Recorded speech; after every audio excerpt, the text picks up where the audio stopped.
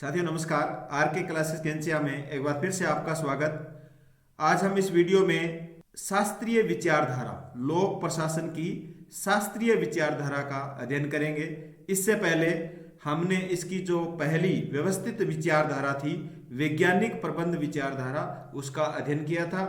और ये नोट्स हमने कक्षा 11 और 12 लोक प्रशासन की किताब से तैयार किए हैं, जो सेकंड ग्रेड सामाजिक विज्ञान में जो लोक प्रशासन विषय है उस सब्जेक्ट से संबंधित है और उसके सिलेबस के अकॉर्डिंग तैयार किया गया है। आप एग्जाम विजन ऐप है, उस पर भी इसका बहुत अच्छा कोर्स तैयार किया गया है, वह कोर्स भी आप ले सकते हैं। और लोक प्रशासन है, उसका पूरा जो कोर्स है वो आपको यूट्यूब पर करवाया जाएगा। तो शुरू करते हैं शास्त्रीय विचारधारा। शास्त्रीय विचारधारा संगठन की सबसे पुरानी विचारधारा। व्यवस्थित विचारधारा तो है वैज्ञानिक प्रबंध विचारधारा, और यह संगठन की सबसे पुरानी विचारधारा है। शास्त्रीय शब्द का तात्पर्य प्राचीन समय से एवं परंपरागत रूप से स्थापित किसी व्यवस्था से होता है। शास्त्रीय विचारधारा के अन्य नाम परंपरावादी विचारधारा, यांत्रिक विचारधारा, औपचारिक संगठन विचारधारा, संरचनात्मक विचारधारा, कुशलता विचारधारा। तो ये इसके अन्य नाम भी याद आपको रखने हैं शास्त्रीय विचारधारा के। मार्च एवं साइमन ने इसे प्रशासनिक प्रबंध विचारधारा भी कहा है। इसको प्रशासनिक प्रबंधन विचारधारा भी मार्च और साइमन के द्वारा कहा गया है। इस विचारधारा के जो प्रमुख समर्थक है, ये भी पूछा जाता है कौन कौन समर्थक है। लुथर गुलिक, उर्विक, मुन्ने व रेले, ओलिवर सेल्डन, ऑर्डवे टीड आदि, ये इसके प्रमुख समर्थक है। शास्त्रीय विचारधारा व्यक्ति को आर्थिक मानव मानता है। शास्त्रीय विचारधारा है वह व्यक्ति को आर्थिक मानव मानता है। इसके अनुसार व्यक्ति को केवल आर्थिक प्रेरणा देकर ही अभिप्रेरित किया जा सकता है। यानी शास्त्रीय विचारधारा का यह विचार है कि व्यक्ति को कोई प्रलोभन, आर्थिक प्रलोभन दिया जाए तभी वह अभिप्रेरित हो सकता है। इसमें व्यक्ति की अपेक्षा संगठन को अधिक महत्व दिया जाता है। संगठन की परंपरागत एवं शास्त्रीय विचारधारा में सर्वाधिक उपेक्षित जो बिंदु है वह मानव है।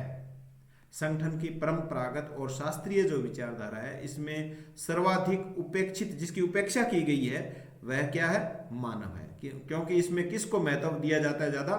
इसमें संगठन को महत्व दिया जाता है, मानव को नहीं। लुथर गुलिक का योगदान इसमें, जैसे वैज्ञानिक प्रबंध विचारधारा में हमने एफ.डब्ल्यू. टेलर और हेनरी फेयोल, उनका योगदान था।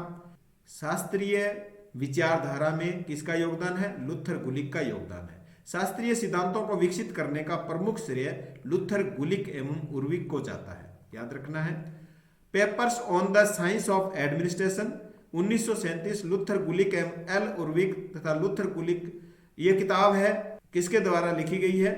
लुथर गुलिक एवं एल उर्विक के द्वारा लिखी गई है 1937 में। लुथर गुलिक के प्रमुख शोध पत्र और पुस्तकें: papers on the science of administration 1937, administrative reflections from world war II, metropolitan problems and American ideas, modern management for city of New York. ये किसके शोध और किताबें हैं? लुथर गुलिक के। नेक्स्ट है संगठन के सिद्धांत। संगठन यानी शास्त्रीय विचारधारा का जो संगठन है उसके सिद्धांत। लुथर गुलिक एक परंपरावादी विचारधारा है। जब परंपरावादी विचारधारा है तो इसका विचारक भी परंपरावादी है। लुथर गुलिक हेनरी फेयोल द्वारा प्रतिपादित 14 सिद्धांतों से काफी प्रभावित थे। हेनरी फेयोल ने जो वैज्ञानिक प्रबंध विचारधारा हमने पढ़ी है, उसमें 14 सिद्धांत जो दिए हैं हेनरी फेयोल ने, उससे ये काफी प्रभावित हुआ था लुथर गुलिक। लुथर गुलिक ने संगठन के निम्न 10 सिद्धांत प्रतिपादित किए हैं। यानी हेनरी फेयोल ने वैज्ञानिक प्रबंध विचारधारा में 14 सिद्धांत दिए हैं, लुथर गुलिक ने शास्त्रीय विचारधारा में 10 सिद्धांत प्रतिपादित किए हैं। तो ये 10 सिद्धांत कौन कौन से हैं और वो 14 आप पढ़ ही चुके हैं। कार्य विभाजन या विशिष्टीकरण, कार्य का विभाजन होना चाहिए, जिसमें विशिष्ट है, विशेषज्ञ है, उसको वही कार्य देना चाहिए। विभागीय संगठनों के आधार पर लुथर गुलिक के अनुसार विभागों का गठन 4 आधार पर होना चाहिए।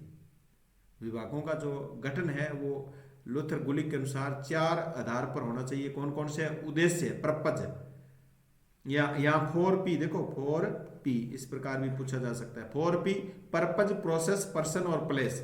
जब किसी संगठन का निर्माण किए जाने वाले कार्यों के आधार पर होता है, जैसे भारत में केंद्र सरकार में स्वास्थ्य, शिक्षा, श्रम, रोजगार, जीवन बीमा निगम इत्यादि विभाग इसी सिद्धांत पर आधारित है। प्रक्रिया, एक विशिष्ट प्रकार की तकनीकी अथवा प्राथमिक कौशल जैसे विधि मंत्रालय, निर्माण कार्य, आवास इत्यादि विभाग इस सिद्धांत के आधार पर व्यवस्थित है। व्यक्ति, इस आधार पर संगठित विभागों का संबंध उस वर्ग विशेष के हितों एवं आवश्यकता पर सीमित रहता है। इस आधार पर संगठित विभागों का उदाहरण है पुनर्वास विभाग, बच्चों से संबंधित विभाग, अनुसूचित जाति जनजाति अल्पसंख्यक वर्ग से संबंधित विभाग, वृद्धजनों से संबंधित विभाग, रोजगार से संबंधित विभाग। तो ये जो विभाग है ये स्पेशल जो व्यक्ति है उसके आधार पर इनका विभाजन किया गया है। स्थान या क्षेत्र, प्लेस, विभागों का संगठन क्षेत्र के आधार पर किया जाता है। जैसे विदेश मंत्रालय के क्षेत्रीय प्रभाग, रेलवे क्षेत्रीय मंडल है, इंदिरा गांधी नहर परियोजना है, दामोदर घाटी आदि इसी आधार पर बने संगठन है। लुथर गुलिक के इस विभागीय संगठनों के आधारों को 4P नाम से भी जाना जाता है। तो 4P ये संगठन में किसने दिया है? लुथर गुलिक ने दिया है। उद्देश्य, प्रक्रिया, व्यक्ति और स्थान, पर्पज, प्रोसेस, पर्सन और प्लेस। 4P के ये आने चाहिए आपको। 4P से मतलब क्या है? तीसरा है पद सोपान द्वारा, यानी 10 सिद्धांत बताए हैं उसमें तीसरा है पद सोपान द्वारा समन्वय। चौथा है सचेत समन्वय, समितियों द्वारा समन्वय, अलग अलग समितियां बना करके। विकेंद्रीकरण, उसमें देखो केंद्रीकरण बताया है। जो हेनरी फ्योल ने संगठन के 14 सिद्धांत बताए हैं वैज्ञानिक प्रबंध विचारधारा में, उसमें केंद्रीकरण है और उसमें विकेंद्रीकरण। यहां से क्वेश्चन पूछा जा सकता है। आदेश की एकता, यह सिद्धांत एक व्यक्ति एक स्वामी के विचार पर जोर देता है। यह भी क्वेश्चन पेपर में पूछा गया है। वन मैन वन बॉस, ये अंग्रेजी वाला भी याद रखना। स्टाफ एवं सूत्र, 8वां है स्टाफ एवं सूत्र दोनों शब्दों को सैनिक संगठन की शब्दावली से लिया गया है। सैनिक संगठन की शब्दावली से लिया गया है। किसी भी सैनिक संगठन में सर्वोच्च पद पर सेनापति और उसके अधीनस्थ पदों पर कर्नल, मेजर, कैप्टन आदि अधिकारी होते हैं। इन सभी को लाइन अधिकारी कहा जाता है, जिसका प्रमुख कार्य युद्ध क्षेत्र में सेना को नेतृत्व प्रदान करना, निर्णय लेना, नीति बनाना, आदेश देना होता है। ये सारे नीति बनाने वाले, निर्णय लेने वाले लाइन अधिकारी होते हैं। सैनिक प्रशासन में लाइन अधिकारियों के अलावा अन्य अधिकारी और कर्मचारी भी होते हैं, जिनका प्रमुख कार्य लाइन अधिकारियों को सहायता देना, परामर्श देना, सेवाओं का प्रबंध करना होता है, जिन्हें स्टाफ कहते हैं। समझ गए? लाइन ऊपर वाले जो अधिकारी है वो लाइन हो गए और जो नीचे उनके अधीनस्थ अधिकारी है वो स्टाफ हो गए। तो स्टाफ एवं सूत्र ये भी आपको होना चाहिए। ये 8वां इनका सिद्धांत है लुथर गुलिक का। 9वां इनका सिद्धांत क्या है? प्रत्यायोजन। सामान्य अर्थ में प्रत्यायोजन कार्यभार को करने के लिए अन्य व्यक्तियों को अपने कार्य का कुछ भाग आवश्यक अधिकारों सहित सौंपना प्रत्यायोजन कहलाता है। यानी कई बार अपना काम है वो कार्यभार अधिक होने के कारण हम दूसरे को सौंप देते हैं और उसको साथ में अधिकार भी देते हैं, तो वो कहलाता है प्रत्यायोजन। नियंत्रण का क्षेत्र, लुथर गुलिक ने नियंत्रण के क्षेत्र को प्रभावित करने वाले निम्न तत्व बताए हैं: कार्य, व्यक्तित्व, समय और स्थान। मुख्यालय क्षेत्रीय कार्यालय संबंध, लुथर गुलिक ने मुख्यालय क्षेत्रीय कार्यालय के बीच संबंधों के 3 प्रतिमानों का उल्लेख किया है। यानी मुख्यालय है और जो क्षेत्रीय कार्यालय है, मुख्य तो कार्यालय है और क्षेत्रीय कार्यालय, उनके बीच आपस में संबंध होना चाहिए। सभी उंगलियां, छोटी भुजाएं और लंबी उंगलियां, लंबी भुजाएं और छोटी उंगलियां, ये इनका प्रतिमान है वो बताया गया है। इसके बाद में लुथर गुलिक के बाद में इसमें जो शास्त्रीय सिद्धांत में योगदान देने वाले विद्वान है वह है एल उर्विक। कौन है? एल उर्विक। लिंडल एफ उर्विक, पूरा नाम लिंडल एफ उर्विक के योगदान को निम्नलिखित शीर्षकों के अंतर्गत अध्ययन किया जा सकता है। इनकी ये किताबें हैं: science principle of organization 1938, the element of administration 1944, the theory of organization organization 1952, ये इनकी किताबें हैं। लिंडल एल्प उर्विक, यानी उर्विक की ये किताबें हैं, याद रखना आपको। प्रबंध के सिद्धांत, एल उर्विक के अनुसार प्रबंध के सिद्धांत कितने बताए गए हैं, अलग अलग सिद्धांत देखो, आप नोट कर लेना, अलग अलग इनको याद रखना है। उर्विक के मतानुसार संगठन वह है जिसमें किसी लक्ष्य प्राप्ति के लिए आवश्यक क्रियाओं को सौंपे गए कार्यों को वर्गों से सुव्यवस्थित किया जाता है। उर्विक ने संगठन के 8 सिद्धांत बताए हैं। लूथर ने 10 सिद्धांत बताए थे, हेनरी फ्योल ने 14 सिद्धांत बताए थे।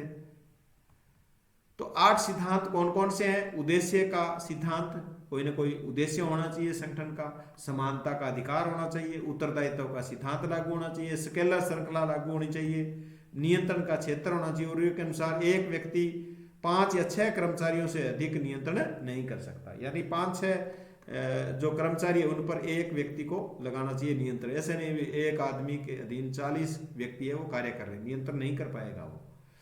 विशिष्टीकरण का सिद्धांत, समन्वय का सिद्धांत, सब जो कर्मचारी लगे हुए उनमें समन्वय होना चाहिए, अधिकारियों में समन्वय होना चाहिए।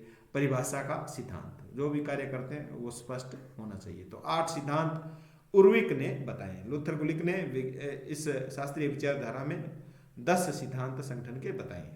प्रारंभ में उर्विक ने संगठन के 8 सिद्धांत बताए।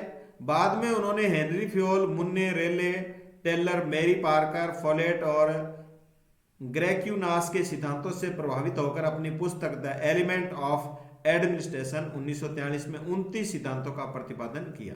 नंबर 1, अनवेंशन।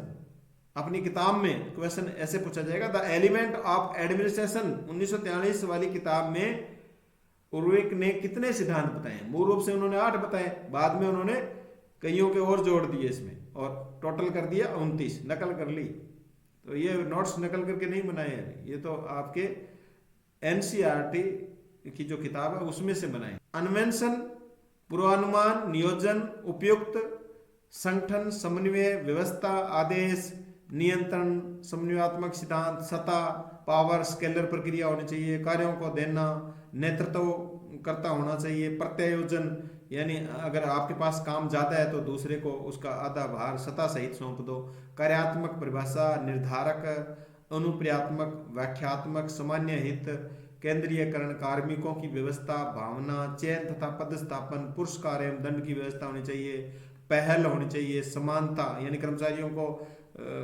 प्राथमिकता देनी चाहिए, सबको समान, अनुशासन, स्थायित्व, कर्मचारी है वो स्थायित्व होना चाहिए। तो ये 29 सिद्धांत है वो इनके द्वारा बताए गए हैं। तो ये संख्या ज्यादातर पूछेंगे या कोई बीच में से पूछा जा सकता है, जैसे पुरस्कार एवं दंड वाला पूछा जा सकता है, चयन और पदस्थापन का पूछा जा सकता है। अब नेक्स्ट जो सिद्धांत है जेड सिद्धांत, बहुत ही अच्छा क्वेश्चन यहां से पूछा जा सकता है। जेड सिद्धांत, इसके प्रतिपादक है लिंडल एफ उर्विक। उर्विक इस सिद्धांत के प्रतिपादक है। उर्विक का यह है अभिप्रेरणा का सिद्धांत मैकग्रेगर के आर्थिक उद्देश्य के विचार को ध्यान में रखते हुए प्रतिपादित किया गया है। तो अभिप्रेरणा का यह सिद्धांत है, अभिप्रेरित करते हैं वो, और इनका सिद्धांत है वो मैकग्रेगर के आर्थिक उद्देश्य वाले विचार को ध्यान में रख करके बनाया गया है। इसके अनुसार यदि उपभोक्ता, उत्पादक और वितरक के मध्य व्यापक खाई को पाट दिया जाए तो व्यक्ति अभिप्रेरित होंगे तथा वे पूर्ण मनोयोग से कार्य करेंगे।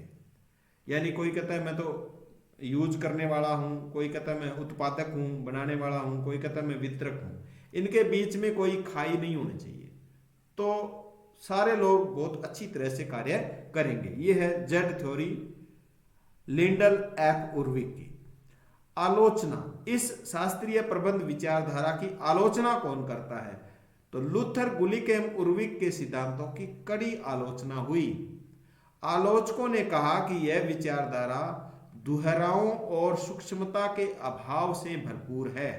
हर्बर्ट साइमन व ड्वाइट वाल्डो ने कहा कि शास्त्रीय विचारधारा द्वारा की गई पद्धतियां अवैज्ञानिक है, उनका कोई प्रयोगात्मक आधार नहीं है। साइमन जैसे विचारक लोक प्रशासन के सिद्धांतों को कहावतें कहकर उनकी खिल्ली उड़ाते हैं। तो साइमन और ड्वाइट वाल्डो इस विचारधारा का क्या करते हैं? विरोध करते हैं, इसको अवैज्ञानिक बताते हैं और कहते हैं कि इसका कोई प्रयोगात्मक आधार नहीं है। और साइमन जैसे विचारक तो ये कहते हैं कि लोक प्रशासन के सिद्धांतों को कुहावतें कहकर खिल्ली, साइमन जैसे जो विचारक है वो इनको कुहावतें कहकर खिल्ली उड़ाते हैं। तो ये एक लाइन भी पूछी जाती है, कौन इनको लोक प्रशासन के सिद्धांतों को कुहावतें कहकर उनकी खिल्ली उड़ाते हैं, तो वो है साइमन। तो हमने सबसे पहले वैज्ञानिक प्रबंध विचारधारा और आज के इस वीडियो में शास्त्रीय प्रबंध विचारधारा का अध्ययन किया। अब 2 विचारधारा और है जिनका अध्ययन हम नेक्स्ट वीडियो में करेंगे। मिलते हैं नेक्स्ट वीडियो में, तब तक के लिए धन्यवाद।